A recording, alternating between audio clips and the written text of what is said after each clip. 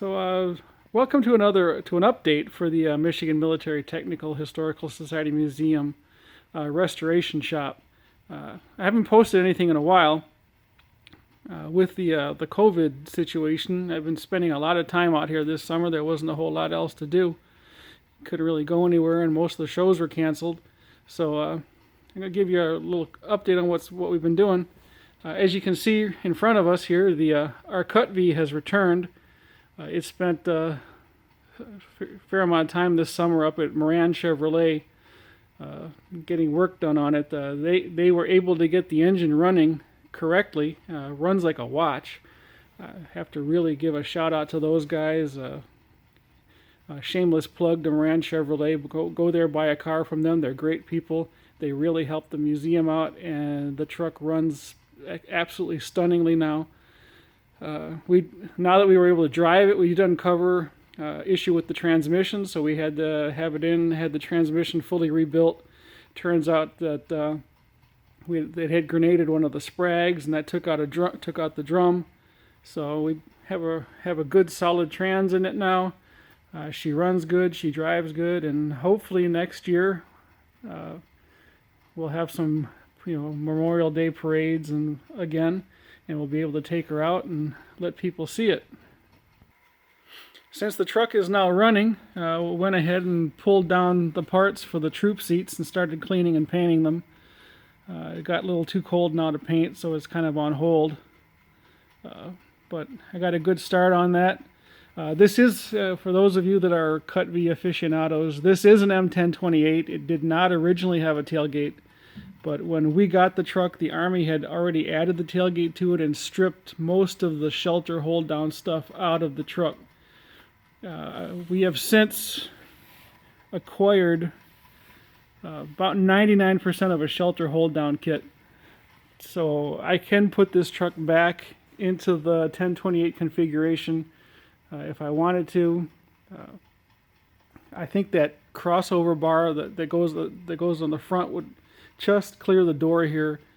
But for what we're using the truck for, the M1008 configuration makes more sense with the seats in the back. So that's what we're going to go with for now.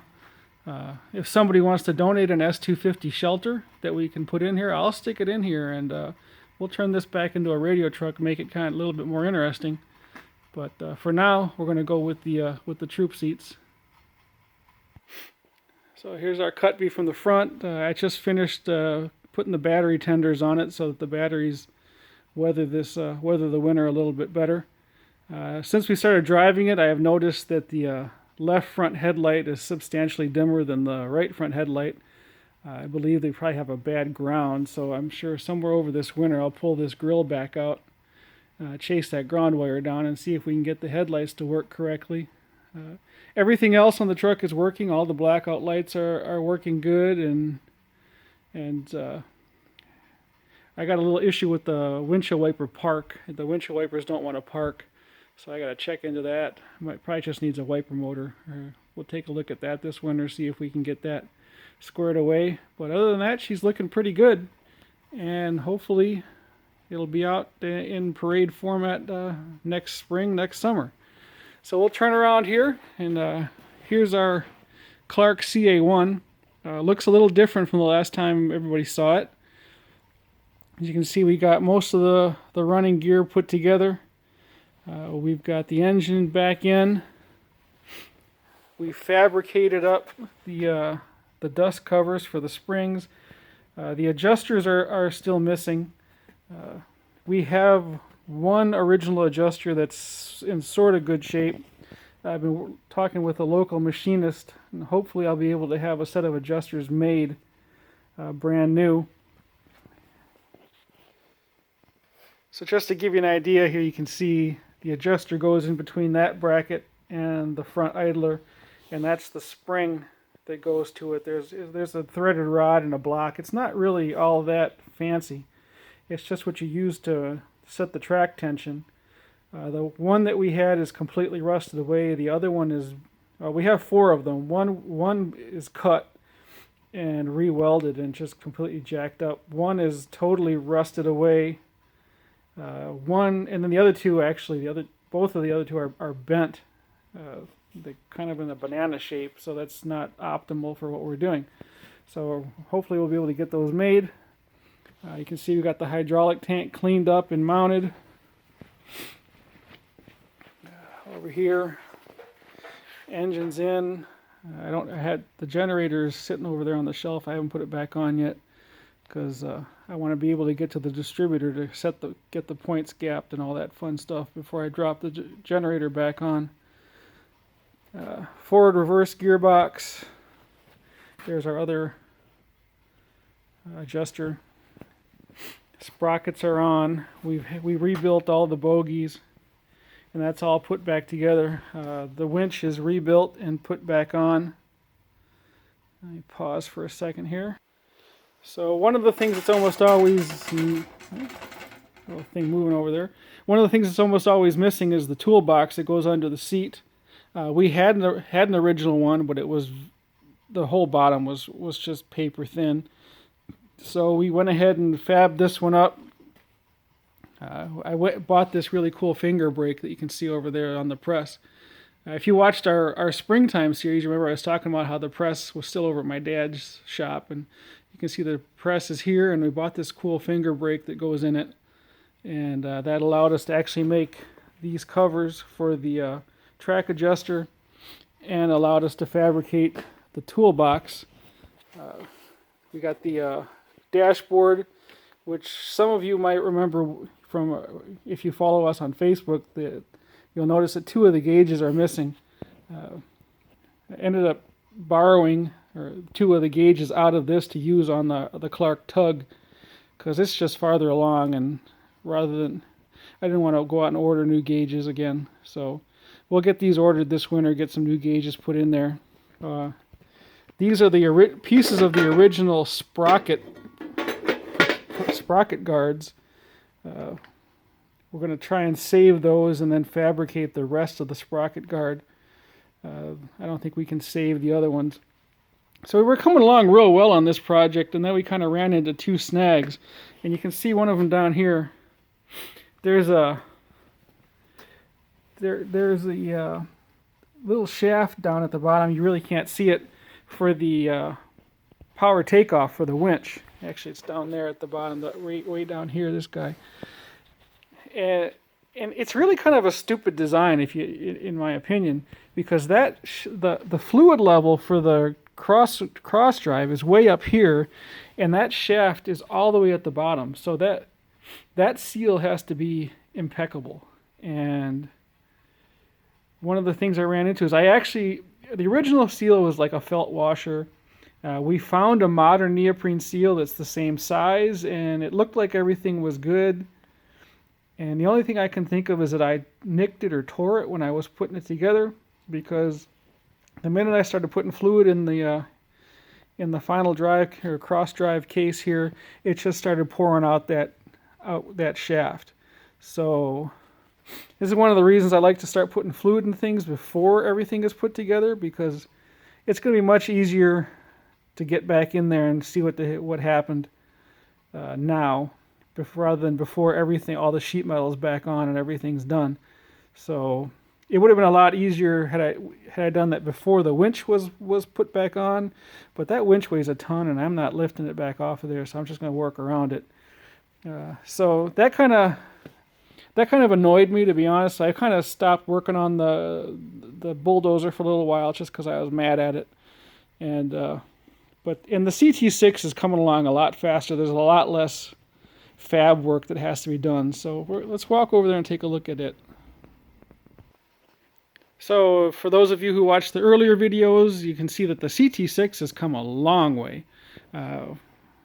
We got the thing the day before Veterans Day in 2019, so we've been working on it for just over a year now. We took it completely apart. Everything. If you watch the earlier videos, we were talking about whether or not to take the rear fenders off. We ended up taking the rear fenders off. I'm glad I did. It was because there was a lot of junk underneath them. Those fenders weigh 915 pounds each. It was not fun. I managed to do it without hurting myself, and had a little help from my dad putting them back on. Have to really give kudos to the guys up there at AAA Sandblasting on Groesbeck for being, for having the equipment that could handle this kind of work. They did all our sandblasting for us this year. They did a good job. So as you can see, we got her largely put back together. The engine is in. We made up the hard lines that connect the fuel or oil filter. We got the plug wires run. I still need to make a coil wire for it. The coil wire that came with this set was too short. I need to make a longer one. Got the regulator. We got a coil. We got all the gauges are in on this side. We made the starter. That was missing. It had a key starter in it when we got it, so we fabricated a foot pedal and got that all hooked up. These the push plate brackets down here had been cut off. We went up to the guys up there at Alro Metals up on Groesbeck, and they hooked us up with some steel. We were able to fabricate new plates for the push plate. Got the fuel pump mounted. Got the carburetor built. I ended up buying 4 carburetors just to make one. I'm hoping this thing actually runs. We'll see. Got the fuel lines all bent up. This fuel line that's sticking up here on top is going to eventually go to the fuel tank. We'll put the final bends in it once we get the fuel tank in place so we know where it's got to go. That's one of my projects for this winter, is that the fuel tanks for both Clarks and the radiators for both Clarks will go out this winter and get rebuilt. All of the this had, as those of you might recall, this had the wrong engine in it. It had a 215 Chrysler in it. It had some weird carburetor, or had some like 1950s Rochester carburetor on it. It was just a hodgepodge of stuff. So we got the right carburetor. We had to fabricate up all the linkage down here. Because none of that was there. So that we fabbed all that stuff up, using photographs from the TMs. This little bracket right here that keeps the 2 fuel lines separated is very prominent in the diagrams in the tech manual. So we went ahead and we fabbed that up as well. We got our little box of steel over there that we can rob from and make all kinds of cool things. You can see the instrument panels looking good. We found one of the correct Clark headlight ignition switch combinations on eBay.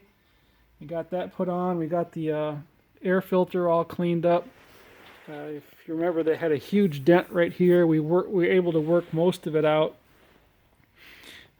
The bottom of this air filter was completely rotted out, so we ended up modifying this and adapting it to be a dry filter as opposed to the oil bath that's supposed to be. So it's got an aftermarket cone filter up inside there, and that way we were able to use the original air filter housing, even though the bottom was totally rotted out.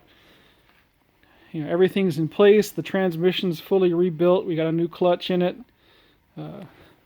We got the toolbox, battery box, toolbox is cleaned up. We spent a lot of time metal working it because it was very bent. We got that thing pretty straight. You can see we started working on the seat. This is not the factory seat, but this is what was on it when we got the Tug. It looks like this was originally a single seat, and then they put the 2-seat on it.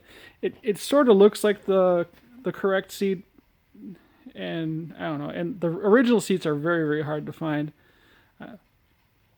I'm thinking about adding the armrests, or for lack of a better term, that the original dual seat had.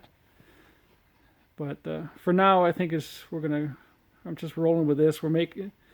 This winter, I'm hoping to get our 2 plywood plugs here off to the upholstery shop and have some cushions made so we have some seat, have something to sit on. We got The drums are in, all new brakes. We had to buy drum because we had this tug. So 4 wheels on the tug, and no 2 of them were the same. We had 4 different wheels on here. Really bizarre. That is the original front wheel. That is an original drum, and we were able to get from Burns Equipment another drum, and from some of the guys on the Clarkter website, we were able to get another wheel. Unfortunately, these hubcaps are apparently rarer than freaking hen's teeth, and I have not been able to find. So if anybody out there has one of these hubcaps for this thing, please let me know, because I've got a hunk of steel over there on the bench of steel tube that I'm trying to figure out if I can have it internally threaded and make one. But at that point, that'll be. So around the back, this thing had tons of modifications on the back. It had probably remnants of 5 or 6 different hitches. So we got all that removed. I picked this coupler up off of eBay. I'm not sure if this is what would have. Well, it's not exactly what would have been on there, but it really looks the part. So it's gonna be on there for now. It's got the one where you can pull, where you can have a little rope on it that runs up through this pulley. You can go up to the driver's seat. You pull the rope and you can unlock it. So we got that all cleaned up, all painted. We have another one that's going to go on the front, which is over here. So the push plate is still sitting over here on the floor. We haven't done anything with it yet. I think we mentioned in one of the earlier videos that it has been cut down at some point in its life. I'm hoping, I think Yankee Air Museum has a couple of these tugs. These push plates were changed in '49, if I'm not mistaken. This is the earlier style. So I can't remember if their tug is a World War II or a post-war tug. I'm hoping that one of their tugs is an early model, and what I want to do is make a tracing of the piece that's missing here, and then I can get that fabbed up. And weld it on there. So that's really the big piece of fab work I have to do, and if I don't get it done, it's something that can be done later. But I'm hoping to get that knocked out sometime this winter. So over here is our pile of stuff that needs to go to sandblast come springtime, once the weather gets warm again. We spent a fair amount of time on this hood. You can see over here, this whole corner was caved in and rolled under. Needs a little bit of metal work still, but it's getting there. We've been doing had a lot of waves in it, so I've been spending a lot of time with the shrinking hammer, trying to shrink some of them ripples out of there. It's looking pretty good, but I think I can get it a little bit better than that. Thanks to Joe on the Clarkter page.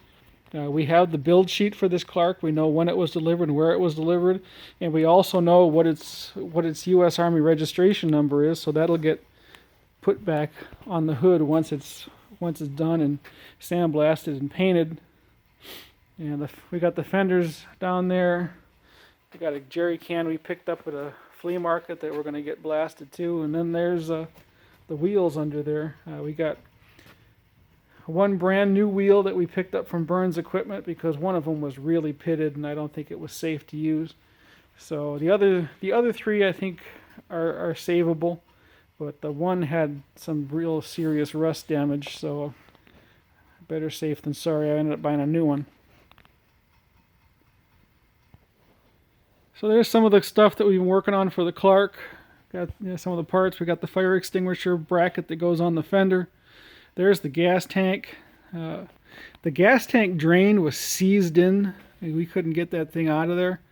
We ended up having to drill it out, so we'll be drilling and retapping that. We're going to go with a little bit larger drain plug and see if hopefully we can fix that.